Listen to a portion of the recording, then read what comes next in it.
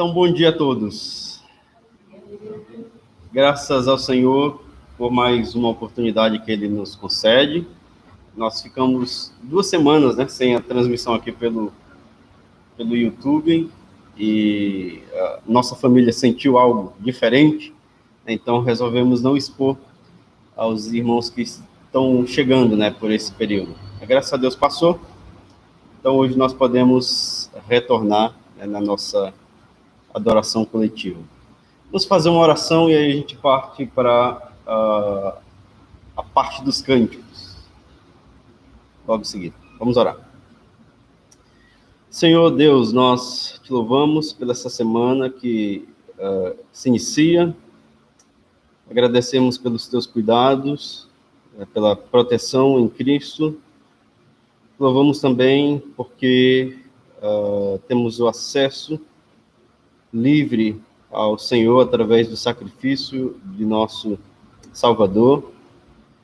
E nessa manhã, ó Deus, nós queremos rogar ao Senhor a tua direção, a bênção do Senhor para as nossas vidas, para que possamos te conhecer mais, possamos aprofundar nossos relacionamentos com o Senhor, conosco também, uns aos outros. Pedimos a direção do Senhor, do teu Espírito, para que tudo que nós viemos fazer seja do teu querer, seja aceitável aos teus olhos, ó Deus, seja agradável a ti. Muito obrigado pelo privilégio que temos de servir ao Senhor e nos direciona para a tua honra e glória. Nós oramos, gratos, no nome de Jesus. Amém. Vamos começar com o número 14, Santo, Santo. Esse aqui é o hino predileto do Daniel. Se ele estiver ouvindo, cante bem alto aí, Daniel. Hino de número 14, Santo, Santo. A gente faz um interlúdio, tá? Uma pausa aí na terceira para a quarta, só para respirar. Cantar de master é desafiador.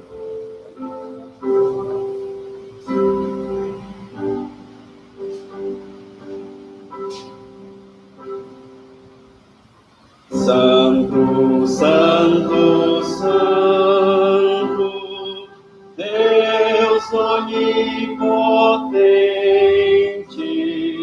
cedo de manhã cantaremos teu louvor. Santo, Santo, Santo, Deus meu Padre uno, és um só Deus, excelso Criador. Santo, Santo, Santo, todos os reunidos, juntos com os anjos proclamam teu louvor. Antes de formar-se vivamente a terra, eras e sempre és, e hás de ser, Senhor. Santo, Santo, Santo, nossos pecadores não podemos ver tua glória sem Deus. Tu somente és santo, não há nenhum outro, puro e perfeito, excelso benfeitor.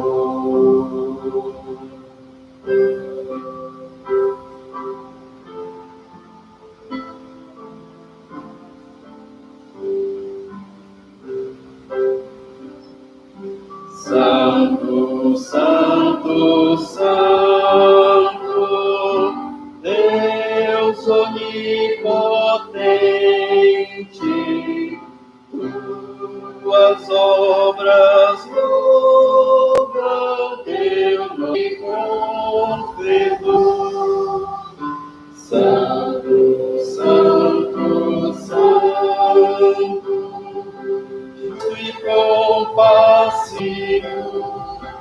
és um só Deus, supremo Criador.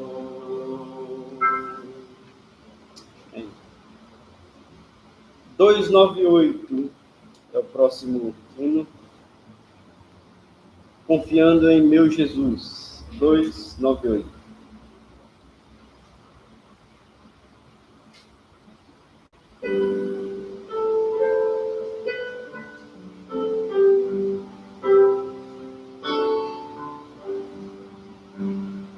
Confiando em meu Jesus, dele vem paz e luz. Quando vem a provação, ele dá-me a sua mão. Confiemos nele já, vencedores nos fará. Através da provação, dá-nos força e direção, dá-nos o Consolador, que nos enche de fervor e não deixa tropeçar. Quando o tentador chegar, confiemos nele já, vencedor ele nos fará. Através da provação, dá-nos força e direção. E se nele eu confiar, poderei então cantar. Quando o temporal bater, venha assim o que vier, confiemos ele já, vencedores nos fará. Através da provação, dá-nos força e direção. Oh, enquanto aqui viver, confiança eu hei de ter. Quando a vida terminar, lá na glória irei morar. Confiemos nele já, vencedores nos fará. Através da provação, dá-nos força e direção. Vamos fazer uma leitura juntos aqui no Salmo de número 4.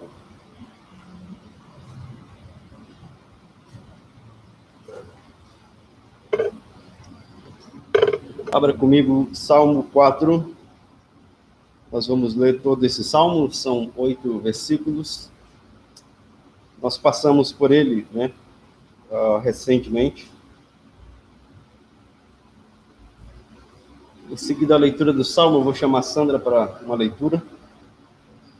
Uma leitura não, uma oração. A leitura eu vou fazer agora junto com os irmãos. Salmo de número 4. Que diz assim: ó Deus da minha justiça, responde-me quando clamo. Alivia minha angústia, tem misericórdia de mim e ouve minha oração. Ó mortais, até quando convertereis minha glória em vexame? Até quando amareis o que é fútil e buscareis a mentira? Sabei que o Senhor distingue para si o piedoso, o Senhor me ouve quando clamo a ele. Na vossa ira não pequeis, Consultai o coração no travesseiro e aquietai-vos.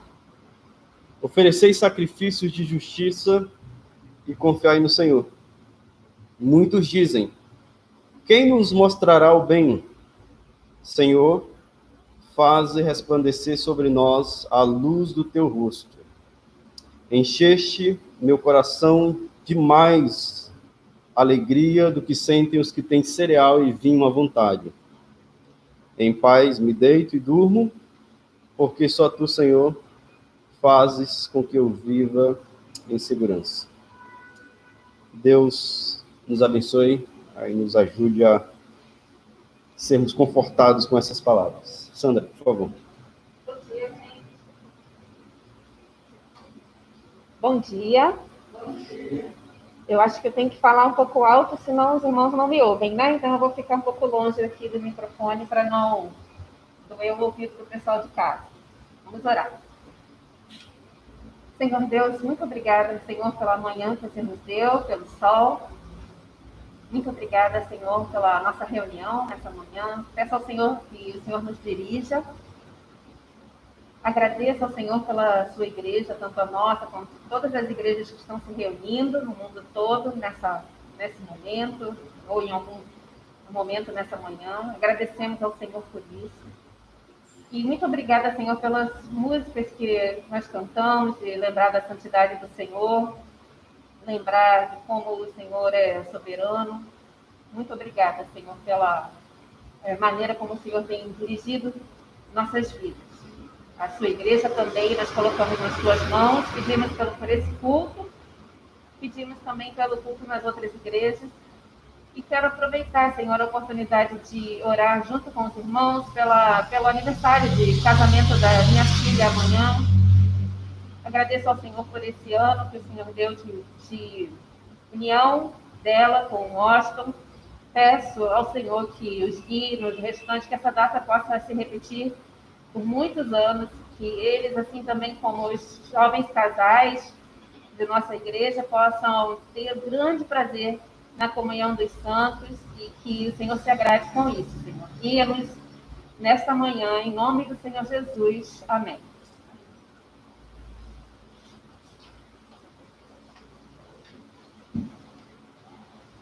Obrigado.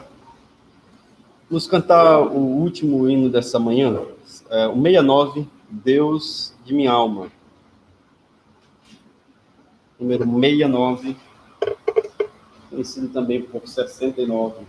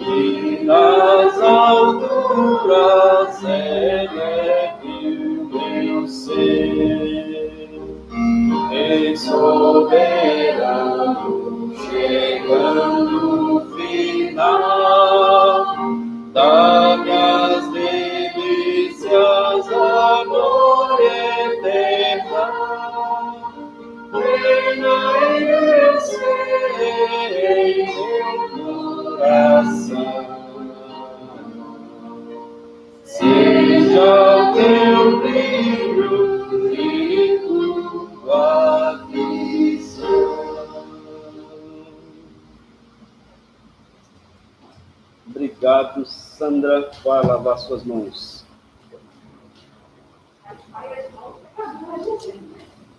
Pai. Só lembrando os avisos, irmãos, hoje de tarde, tá? Às 18 horas, nós temos a nossa aula, né, dominical, pelo Google Meet, tá? Às 18 horas de hoje. Na próxima quarta, também via online, nosso tempo de oração. E no domingo, às 10 horas, como estamos fazendo, a nossa reunião presencial, tá? Ainda nós tentamos continuar aí por esses próximos meses, tá? Ficando em uma reunião apenas presencial e as demais online. No dia 7 de fevereiro, a gente precisará de uma assembleia, tá? Então, os irmãos marcam na agenda, 7 de fevereiro, na parte da tarde, tá? A gente fará a assembleia, a gente dá os avisos logo mais à tarde para os irmãos, em como nós vamos lidar com essa assembleia também. Algum outro aviso ou pedido de oração? Alguma novidade? Parabéns, Flávia e Washington, se vocês estiverem ouvindo a gente. Todas de papel. Passou um ano bem rápido, né? Foi um dia desse. Um ano de pandemia. Ok. No dia 30 também, dia 31, né? Semana que vem, a gente pretende apresentar o Lemuel. Vai ser uma apresentação via online, né? O Lemuel ainda está em casa, mas se tudo ocorrer bem, a gente na próxima semana a gente faz isso, Deus permitindo, tá? E vamos orar uns pelos outros, né? Orar pelos irmãos enfermos,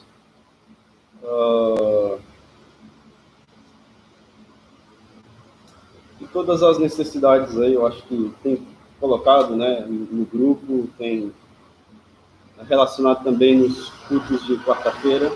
Vamos tentar lembrar uns dos outros. Pois não. Esse nome escreveu, acho que não está conseguindo acessar. Ela fez alguma coisa? Eu não sei, ela disse que conseguiu há 12 minutos a transmissão. Tá. Os irmãos de casa estão pegando bem aí, tá travando. Reginalda tá aí? Reginalda, ela mandou uma mensagem agora há pouco. Estão conseguindo ouvir, ver, sentir? Não. Tem irmãos nas orações dele para o pastor Daniel. É um pastor que está estudando muito de oração. Tanto ele é a família. Ok. Tá? Então lembra. É o Paulo. Certo. Lembra aí dessas pessoas, né? Paulo, Daniel e família. Eu acho que não. Os irmãos de casa estão conseguindo nos... Ok, tá ótimo. Obrigado, Dani. Um abraço aí para o Lemuel e todos aí que estão nos assistindo. Vamos abrir em Filipenses 4. É a última parte hoje da nossa minissérie, não da Globo, viu? Mas a nossa minissérie aqui dentro de Filipenses a respeito de ansiedade.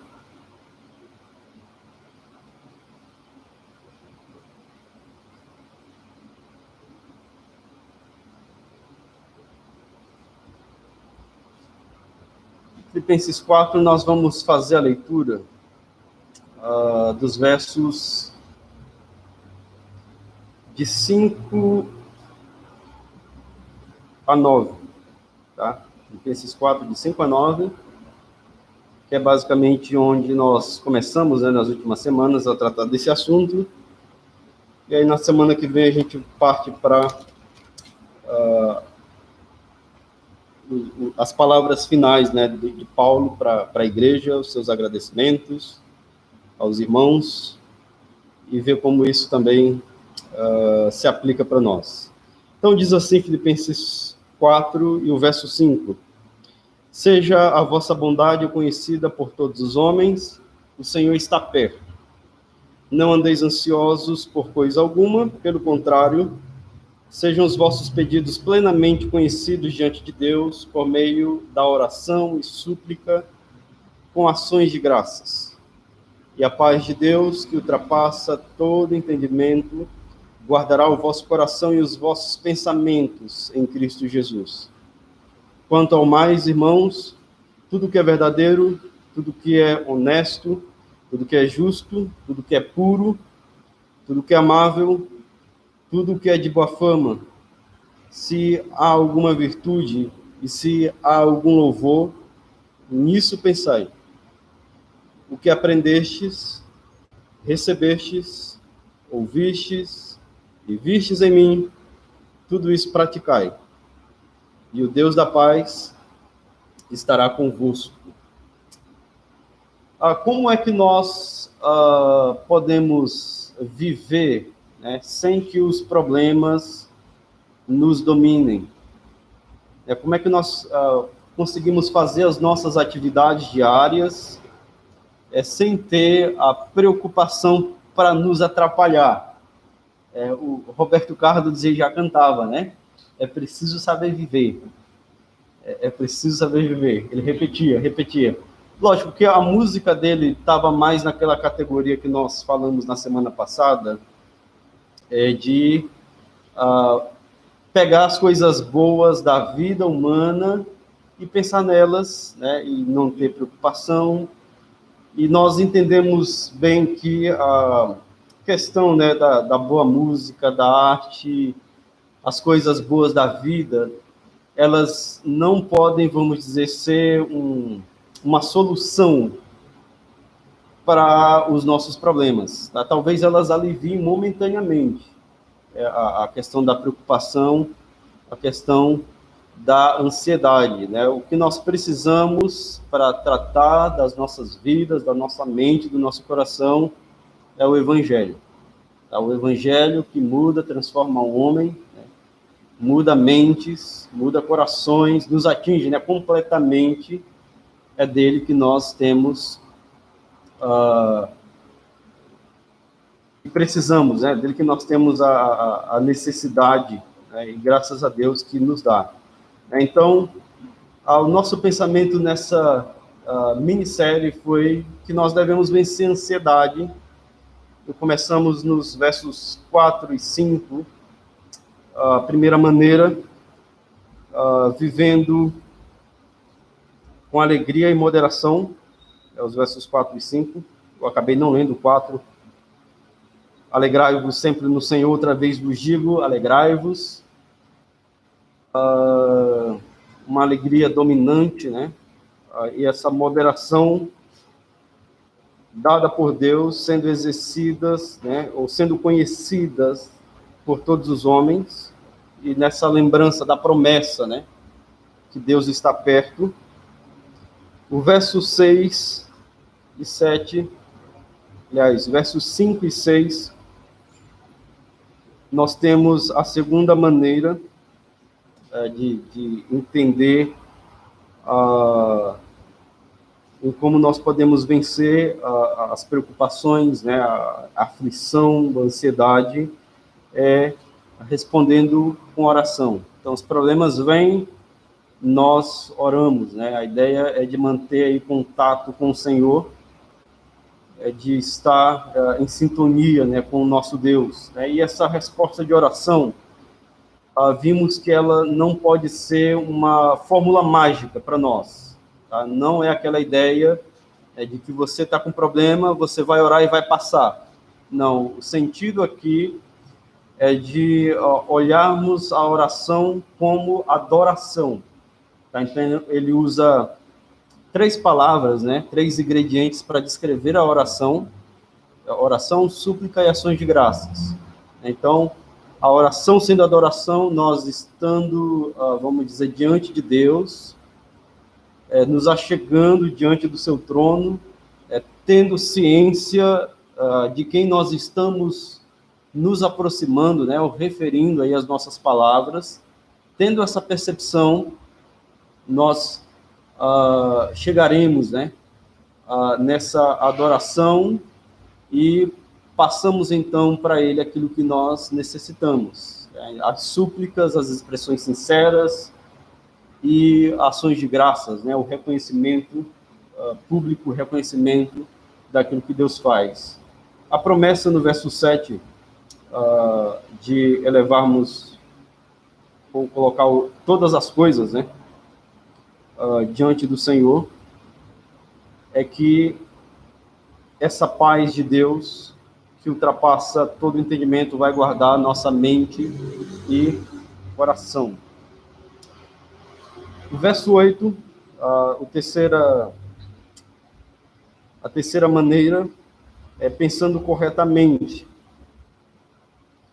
E nesse pensar corretamente, que tratamos no último domingo, seria pensar no Evangelho, né? Todas essas virtudes, né, descritas no verso 8, tem uma referência a Deus, né, a sua pessoa, a Deus Trino, e ao pensar no Deus Trino, ou pensar no Cristo, no Evangelho, nós concentramos os nossos pensamentos nele, somente. Então, a nossa mudança começa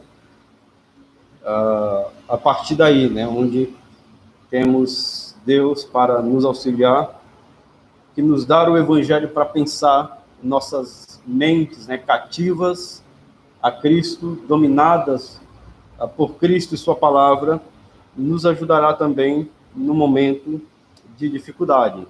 E aí hoje, então, no verso 9, chegamos à quarta e última maneira, que é vivendo corretamente. Então, essa seria aqui um modo de nos levar a pensar do que seria, né, esse viver a vida cristã de modo correto. Ele coloca as nossas vidas, né, no nosso prosseguimento. Então, ele nos leva a pensar quanto o nosso estilo de vida seria voltar de novo àquele assunto da santidade. Então, o que ele relaciona aqui é o nosso andar diário, né? Principalmente pensando na novidade de vida que agora temos em Cristo. Então, é esse talvez o entendimento primário que nós devemos ter, né, quanto à vida cristã. A vida cristã não é uma vida que ela tem uma modificação, tá? Não é algo que nós acrescentamos, né, às pessoas e dizemos, olha, vem aqui na igreja, lê a Bíblia, né, e quando você começar a ler a Bíblia, você é um crente. Não. Nós entendemos que não tem, vamos dizer, um acréscimo, né, nem um decréscimo, né, mas nós entendemos que os crentes são aqueles que têm um relacionamento com o Senhor, aqueles que creram no Senhor, né, creram na mensagem do Evangelho, e ao crerem nessa mensagem do Evangelho, houve uma transformação. É por isso que o próprio apóstolo, em 2 Coríntios 5,17, diz que os que estão em Cristo são novas criaturas. Deus, ele faz uma mudança real na vida do homem. Então, coisas velhas passam, coisas novas chegam. Então, a vida cristã, ela é uma nova vida, ela é relacionada a isso porque Deus transforma homens, transforma mulheres, ele faz a vida de homens e mulheres diferentes. Então, a visão que nós temos acerca do mundo, ela é mudada por Deus. Os nossos desejos e os nossos pecados não têm mais poder sobre nós, eles não nos dominam, os nossos pensamentos são mudados. Então, essa, vamos dizer, a nossa concentração, ele basicamente faz uma ligação aqui do verso 8 para o 9. Nós pensamos, né, nós ponderamos, meditamos, mas nós também agimos. Até as coisas relacionadas também à oração, né? Nós oramos a Deus à medida que nós estamos preocupados, nós meditamos naquilo que Deus nos deu e nos dá, e também nós agimos. Tá? Então, a nossa concentração, ela ainda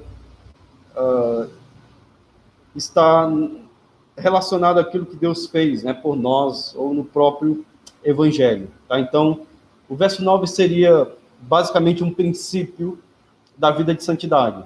Tá? Mesmo que nós vamos ter que fazer algo, tá? Nós precisamos pensar aqui de uma forma correta na santidade. Tá? Mesmo que nós vamos fazer, tente ver que podemos correr um perigo de cair no moralismo. Aquele moralismo que nós começamos, né, no capítulo 3, né, a tratar, e Paulo ele faz isso de uma forma bem interessante, de termos cuidado com aqueles que acrescentam algo ao Evangelho. Tá? Então, o perigo seria nós entendermos a santidade, né, ou fazer da vida cristã como uma lista de coisas, uma série de regras, e talvez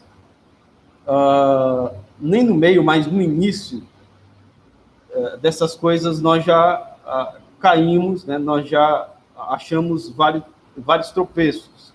Então, nós entendemos que a vida de santidade, ela começa em Cristo, ela tem uma continuidade, né, e essa continuidade continua ainda em Cristo, mas numa obediência por aquilo que Deus nos deu.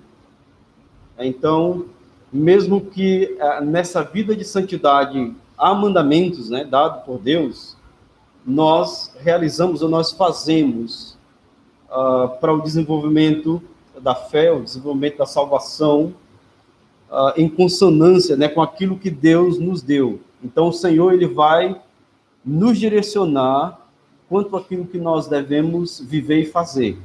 Tá? Então, a vida de santidade não é algo que nós desenvolvemos a parte de Deus. Tá? Não é algo que eu digo, eu vou lá para as montanhas, né, e lá eu vou estar afastado dos homens, sem contato digital, somente com a natureza, e lá eu vou desenvolver a minha fé. Tá? Não é isso. Tá? Isso é uma outra direção que não tem nada a ver com o Evangelho. Tá? Então, nós entendemos a vida de santidade dessa forma. Deus, ele nos faz entender, tá, como deve ser o nosso viver.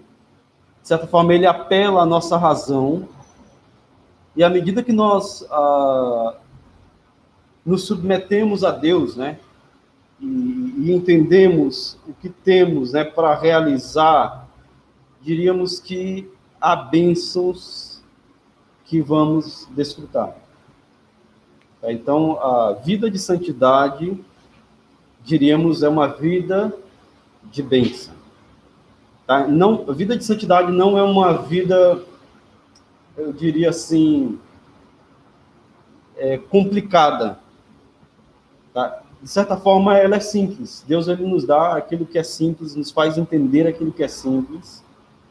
Se você até mesmo comparar a vida de um ímpio com a vida daquele que crê, daquele que é piedoso, você percebe que a vida do ímpio é mais complicada. Ele está enrolado em todas as coisas.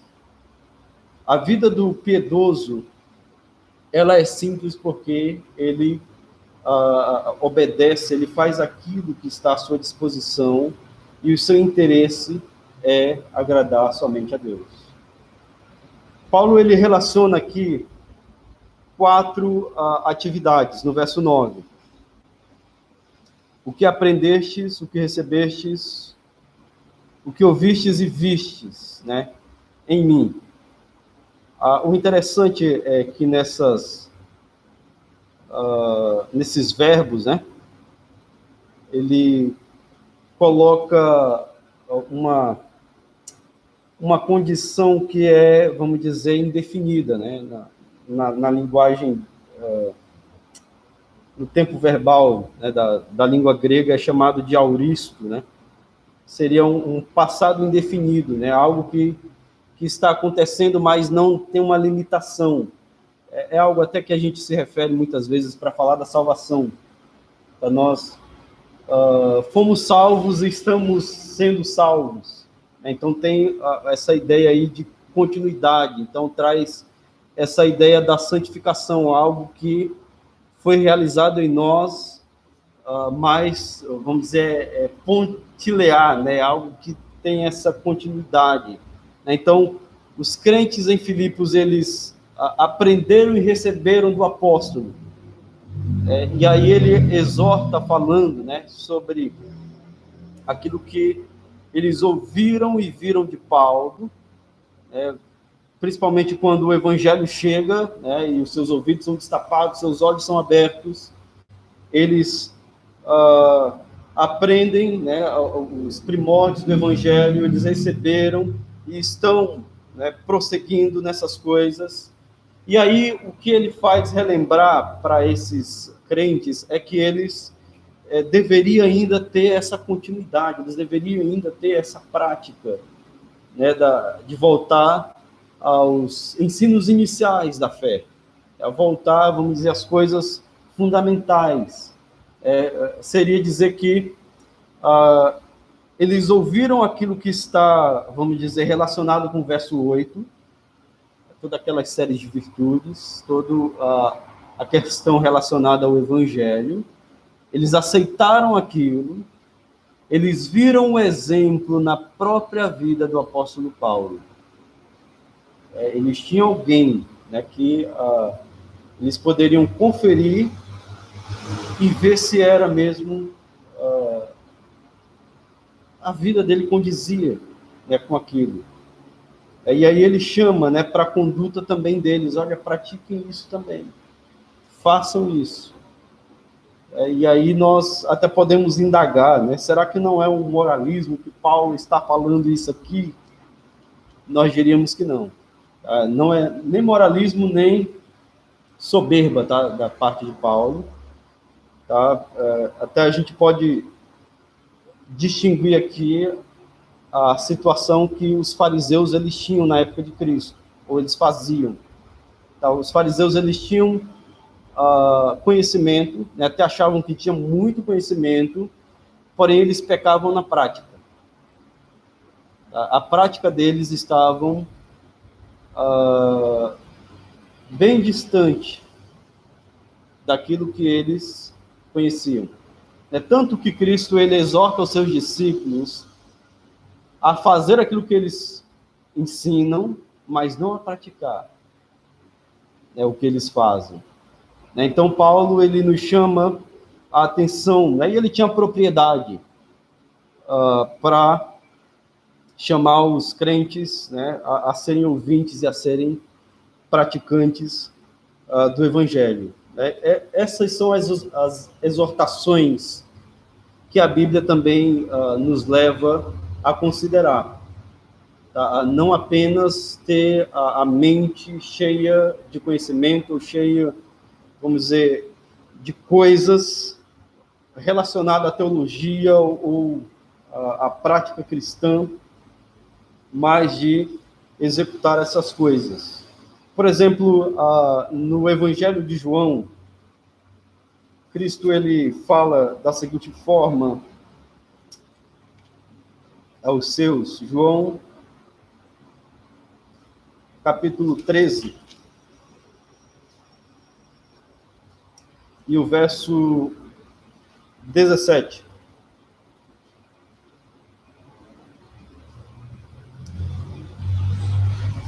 João 13. Vamos ler o verso 13, e aí a gente pula para o 17. João 13, 13. Vós me chamais mestre e senhor, e fazeis bem, pois eu sou. E aí o verso 17.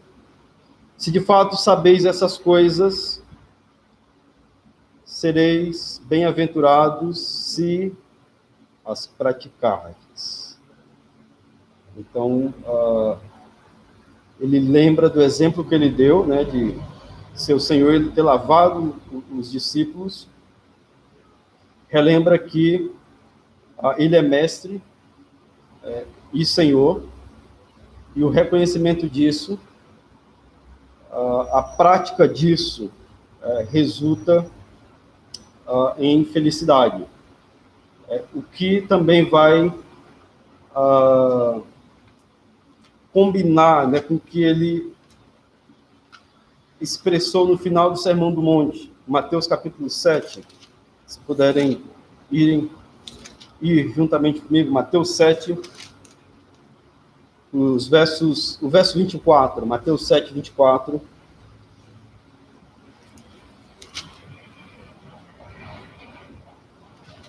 Ele diz assim: todo aquele, pois, que ouve estas minhas palavras e as põe em prática, será comparado a um homem prudente que edificou a sua casa sobre a rocha.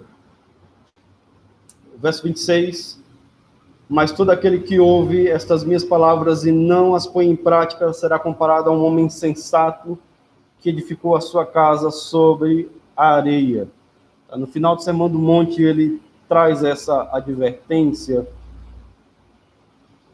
lançando, né, essas duas imagens de dois construtores, e ele relaciona isso à prática também.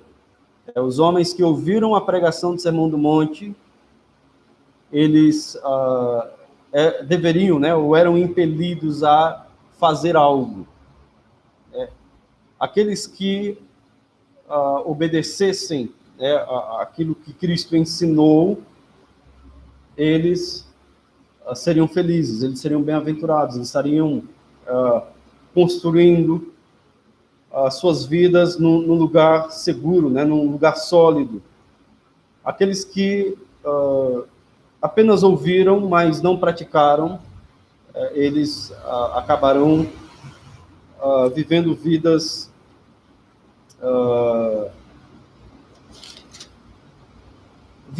tristes, né, vidas vazias. Então, a advertência serve aqui para nós, né, porque Paulo, ele traz, né, essa aplicação também para os filipenses. Aquilo que eles tinham recebido, aquilo que eles tinham aprendido do Evangelho, eles deveriam praticar. Tá? Então, aqui para nós, nós aplicamos que podemos, vamos dizer, ter um acúmulo, né, em um conhecimento do Evangelho, podemos ter informações a respeito da fé, podemos ser teóricos, e a gente sabe que o homem, ele gosta muito dessa parte, né, do conhecimento, a questão acadêmica, mas se ficarmos apenas com isso na nossa mente, isso não vai produzir nada em nós. É essa advertência de Cristo e é essa advertência do apóstolo Paulo, né, que nós, mesmo sabendo, mesmo recebendo, a exortação deles é que essas coisas possam ser confirmadas na prática. É por isso que nós não podemos apenas ter uma teologia correta, uma teologia boa, se a nossa prática não confirma isso, né? Não testifica essas coisas. Essa é uma tentação, pode ser uma tentação nossa, de termos as coisas corretas, né, teoricamente, mas ficarmos apenas no conhecimento. Então, a vida piedosa, né, a vida de santidade, nos faz fazer, né, descer esse conhecimento. Esse conhecimento vem para o coração, esse conhecimento nos atinge. É por isso que ele relaciona essas coisas ao Evangelho, por o Evangelho trazer essa mudança. Então, as coisas funcionam quando nós assimilamos, né? Nós entendemos essa mensagem, nós entendemos o que Deus quer que nós temos que fazer e fazemos, praticamos. Essa pode ser uma dificuldade quando nós lemos a Bíblia, Podemos apenas ler por ler, podemos estudar apenas por estudar, até mesmo em questões doutrinárias, mas vamos dizer, o clímax, né, aquela parte estrondosa, é quando ela nos atinge. É uma prática nossa. Nós continuamos e nós dependemos, né, das Escrituras para a nossa sobrevivência. Mas encaramos nesse sentido que o nosso intelecto, a nossa mente, ela deve estar em sintonia, né, com as Escrituras, para que Deus nos ajude nas práticas. Que Deus nos, vamos dizer, coloca em nós, né, o desejo, né, e o dever de fazer somente a sua vontade. Então, o que ele chama aqui é de ter um conhecimento de Deus, de crescer, expandir o nosso conhecimento nele, na sua vontade, e dessa forma, então, as Escrituras, vamos dizer, está no nosso viver, ela sendo a leitura dos homens, né, quando eles olharem as nossas ações. Então, o que Paulo aponta aqui, mesmo que ele se coloca nessa condição de que os crentes deveriam ver ele, é justamente porque nós precisamos de também pessoas, né, que sejam exemplos nessa questão prática. Nós precisamos de homens e mulheres, tanto do passado, né, quanto do presente também, para relacionar essas coisas. Então, quando a nossa vida ela é vivida de forma correta, né, a forma correta é para a glória de Deus, nós veremos que em nossos relacionamentos nós podemos ter pessoas que vão nos auxiliar nesse crescimento.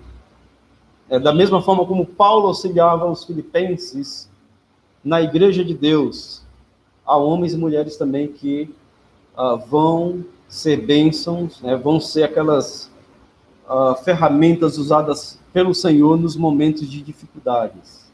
Então, se as aflições aparecem, nós praticamos aquilo que Deus nos deu. Se nós não sabemos como praticar, podemos pedir auxílio, né, de homens experimentados, mulheres piedosas, que possam nos ajudar, vamos dizer, a ter uma visão expandida, né, uma visão elevada de Deus. Então, o que nós precisamos, tanto no nosso estudo e leitura bíblica, para praticar, é depender de Deus e também olhar, observar, né, o que os santos fazem. É por isso que para o crente, só serve para o crente, né, a questão agora da prática, essa boa obra em Cristo. Há uma necessidade de que nós, vamos dizer, tenhamos que executar a teologia na prática. Tá? Então, seria uma adição, né, do Evangelho relacionado no verso 8 com a prática. Então, ele diz aqui que esse procedimento ele vai gerar um resultado. O verso de número 9, o final dele, ele diz: o Deus da paz será convosco, né? A minha versão, estará convosco. O Deus da paz estará convosco. Quando é que o Deus da paz vai estar convosco? Se obedecermos, se praticarmos. Se você quer que Deus esteja com você, você precisa fazer algo. Você precisa obedecer. praticar. Leia as Escrituras, mergulhe nas Escrituras, mergulhe nas orações, passe tempo com Deus, passe tempo com o povo de Deus. Ah, pastor, eu tenho dificuldade, né? Peça na oração, né? Faça que os vossos pedidos sejam conhecidos, né, diante de Deus.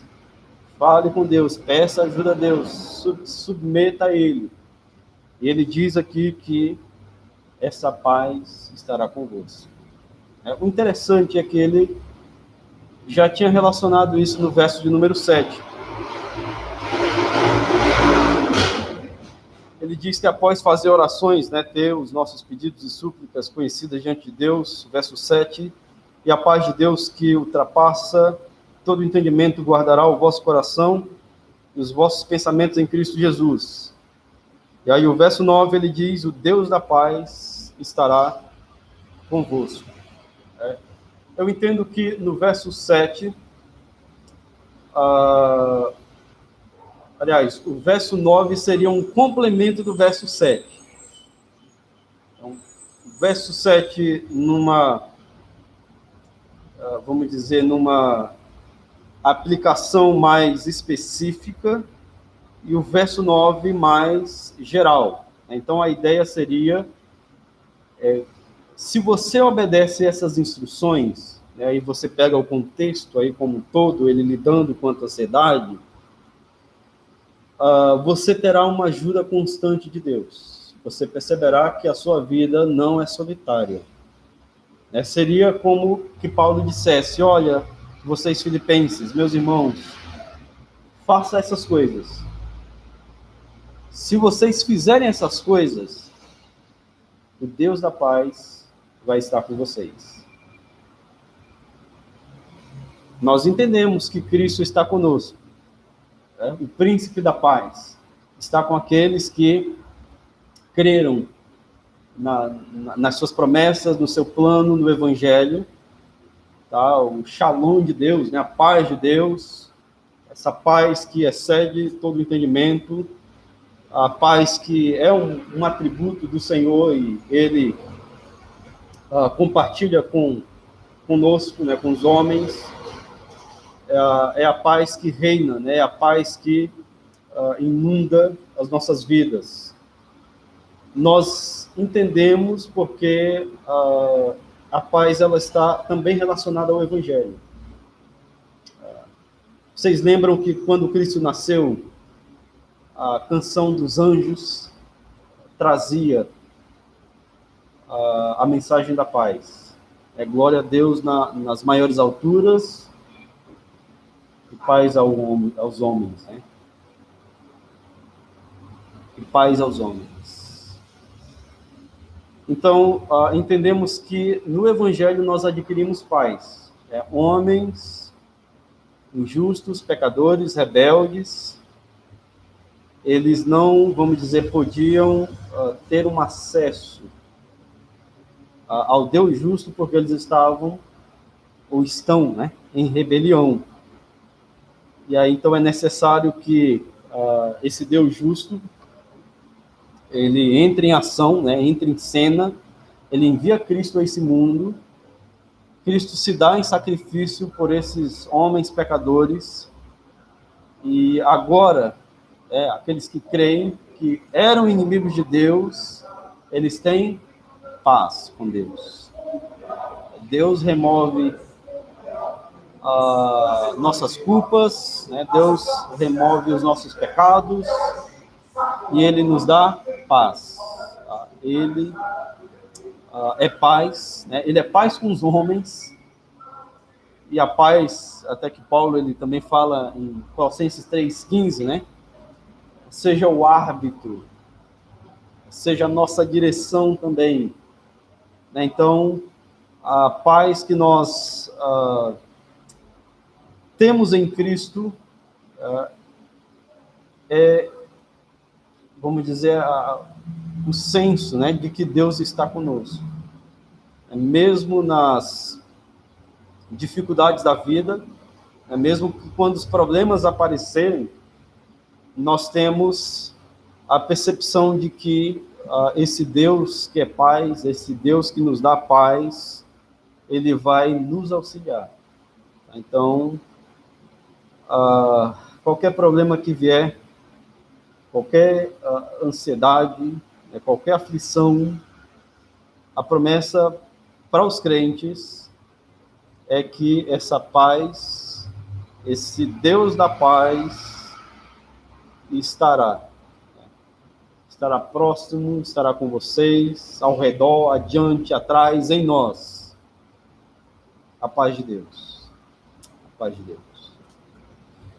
Deixa eu encerrar com algumas promessas. Eu tenho sempre terminado com algumas passagens, né, do Antigo e do Novo Testamento. E a primeira que eu queria terminar está no Salmo 29. Salmo de número 29. Se você tem uma caneta, se você consegue ter uma boa memória,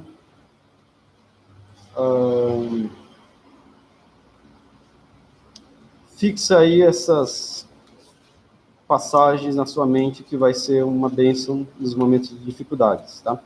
Salmo de número 29 e o verso 11. O Senhor dá força ao seu povo, o Senhor abençoa o seu povo com paz. O Senhor abençoa o seu povo com paz.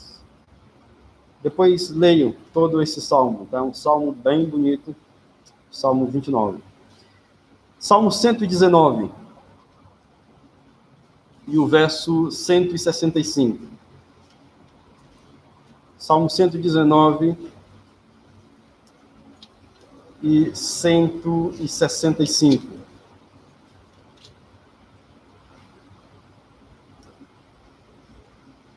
Os que amam a tua lei têm grande paz, ninguém os fará tropeçar.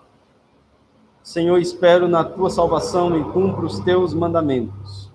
Obedeço os teus mandamentos e os amo intensamente. Obedeço os teus preceitos e testemunhos, pois todos os meus caminhos são conhecidos por ti. Tá? Os que amam a tua lei têm grande paz. Efésios capítulo 2. Efésios 2. Os versos 13 a 18. Efésios 2, 13 a 18. Mas agora em Cristo, vós que estáveis longe, viestes para perto pelo sangue de Cristo, pois ele é a nossa paz. De ambos os povos fez um, derrubando a parede de separação, em seu corpo desfez a inimizade. Isto é, além dos mandamentos contidos em ordenanças, para em si mesmo criar dos dois um novo homem, fazendo assim a paz. E pela cruz reconciliar ambos com Deus, em um só corpo, tendo por ela destruído a inimizade. E vindo ele, proclamou a paz para vós que estáveis longe, e também para os que estavam perto, pois por meio dele, ambos temos acesso ao Pai no mesmo Espírito. E aí a última passagem está em Hebreus 13. Hebreus capítulo 13, o verso de número 5. Deixa eu só começar com essa promessa da presença, né, e da paz de Deus conosco. Hebreus 13, 5. Seja a vossa vida isenta de ganância e contentai-vos com o que tendes. Porque ele mesmo disse, nunca te deixarei e jamais te desampararei. O verso 20 de Hebreus 13. O Deus de paz, que pelo sangue da aliança eterna trouxe dentre os mortos o nosso Senhor Jesus, o grande pastor das ovelhas, vos aperfeiçoe em toda boa obra para fazerdes a sua vontade, realizando em nós o que perante ele é agradável, por meio de Jesus Cristo, a quem seja a glória para todos sempre. Amém. Essas promessas, elas são relacionadas apenas àqueles que creem. Tá? É por isso que Paulo ele relembra lá para os filipenses, né, os santos que estão em Cristo, que esse Deus da paz estará com eles. Né? Essa paz que excede todo entendimento é a paz que guarda a nossa mente e coração. Quem estará ao seu lado nos dias das tribulações, nos momentos de dificuldades? Né? Quem é que está com você? Quando vem doença, quando vem tristeza, quando você se sente só, quem é que está com você? Nós dependemos desse Deus, nós dependemos dessa paz. E só vamos encontrar em Cristo. Então, meu apelo é que, diante de tribulação, diante de ansiedade, diante de preocupações, até preocupações com a alma, com a nossa eternidade, Cristo é suficiente para isso. Se apegue a Ele, se apegue ao Evangelho. Vamos orar nesse momento, agradecendo a Deus pelo tempo e pela sua palavra também. Senhor nosso Deus, nós te louvamos, Senhor, porque o Senhor tem nos dado bênçãos, o Senhor tem concedido a nós soluções para os nossos problemas. Ajude a Deus, aos crentes, a entender e praticar a tua palavra, fazer a vontade do Senhor, e de forma coerente possamos viver, ó Deus, como filhos da luz, ser sal que salga, ser luz também que brilha.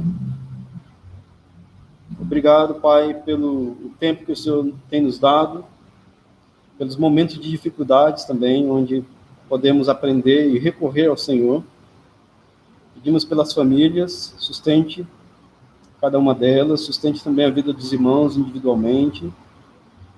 Nos livra, ó Deus, do mal, e que possamos obedecer e amar, ó Deus, os mandamentos do Senhor. Possamos vê-los como bênção para as nossas vidas, possamos glorificar o Senhor com todo o nosso ser. Abençoe também os nossos amigos, conhecidos, as pessoas que também, porventura, venham ver ou ouvir a palavra do Senhor.